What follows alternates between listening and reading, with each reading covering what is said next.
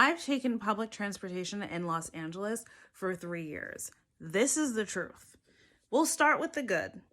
Yes, you can get most places via public transportation. If it's not a bus, it's a train. You can get there. Where you will pay is in time and in energy.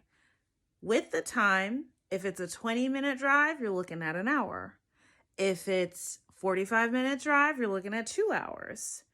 If it is a 5-minute drive, it could be 30 minutes.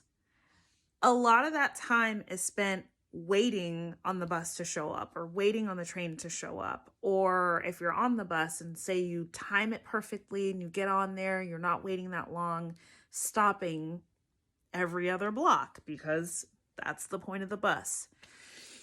The other thing is the quality of the experience of taking the transportation depends on the neighborhood. So neighborhoods that are well-resourced have great buses. Well-resourced and in proximity to the action, right? So if you go to Orange County, they ain't got you. Ain't nothing out there. Like, you better have a car. They don't want you there. The bus shows up every hour and they'll be late and look at you in your eye and be like, what do you want us to do? Santa Monica, Venice is a little bit more in the proximity of like the city of LA, right? So the buses are great out there. Now, if you're further out, not so great. Some of the best neighborhoods for buses are things like, obviously I said Venice and Santa Monica.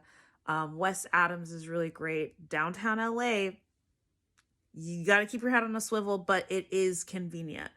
Highland Park, Pasadena, those kind of neighborhoods, you can get around pretty easily. The other thing you need to know is that the sound pollution is crazy, right? The engines are loud, so it's just loud.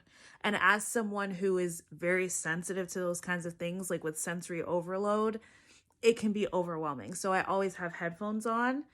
The bus drivers, they drive like it's Fast and Furious. They slam on brakes. Sometimes they miss you if you're not waving your flashlight on them. Like, you can, when you have a bad bus day, it can ruin your whole week, like truly.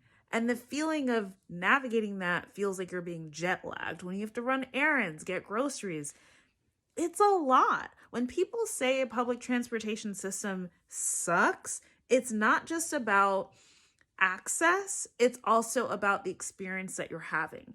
And when you don't have a car and your only option is to rely on these systems, you will see where the cracks are.